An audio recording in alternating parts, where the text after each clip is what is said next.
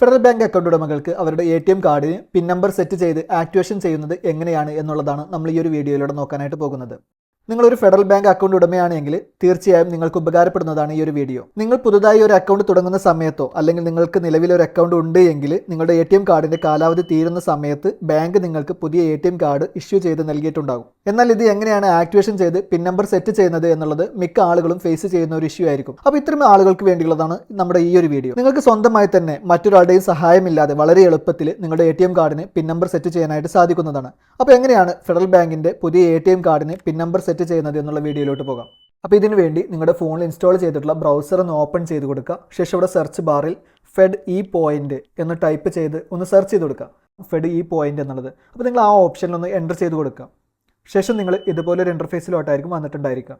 ശേഷം നമ്മൾ ഈ ഒരു പേജ് താഴോട്ടൊന്ന് സ്ക്രോൾ ചെയ്ത് കൊടുത്ത് കഴിഞ്ഞാൽ ഇവിടെ പോപ്പുലർ സർവീസസ് എന്നുള്ളതിൽ നമുക്ക് ലഭിക്കുന്ന സർവീസുകൾ നമുക്കവിടെ കാണാം. അപ്പോൾ നമ്മളിവിടെ വന്നിട്ടുള്ളത് നമ്മുടെ ATM കാർഡിന് പിൻ നമ്പർ സെറ്റ് ചെയ്യുന്നതിന് വേണ്ടിയാണ്. അപ്പോൾ നമ്മളിവിടെ ഡെബിറ്റ് കാർഡ് പിൻ സെറ്റ് എന്നുള്ള ഈ ഓപ്ഷനിലൊന്ന് എൻ്റർ ചെയ്ത് കൊടുക്കുക.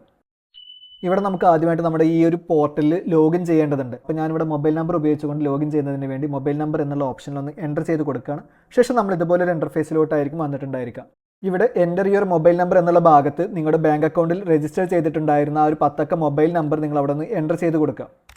അതിനുശേഷം അതിന് താഴെയുള്ള കോളത്തിൽ അതിന് നേരെ കോളത്തിൽ കൊടുത്തിട്ടുള്ള ആ ഒരു ക്യാപ്ച കോഡ് അവിടെ നിന്ന് എൻ്റർ ചെയ്ത് കൊടുക്കുക.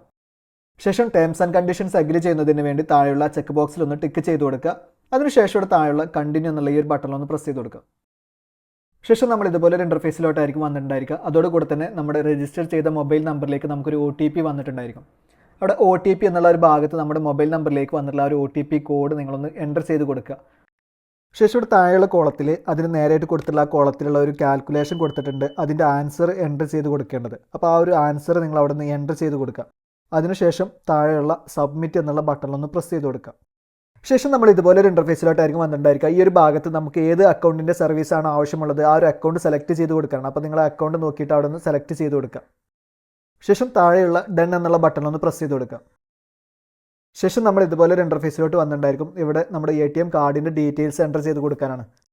ഇവിടെ ഒന്നാമത്തെ കോളത്തിൽ നമ്മുടെ ATM കാർഡിൻ്റെ 16 അക്ക നമ്പർ നിങ്ങളൊന്ന് എൻ്റർ ചെയ്ത് കൊടുക്കുക. അതിനുശേഷം അടുത്ത കോളത്തിൽ വരുന്ന കാർഡിൻ്റെ എക്സ്പയറി ഡേറ്റ് എൻ്റർ ചെയ്ത് കൊടുക്കാനാണ്.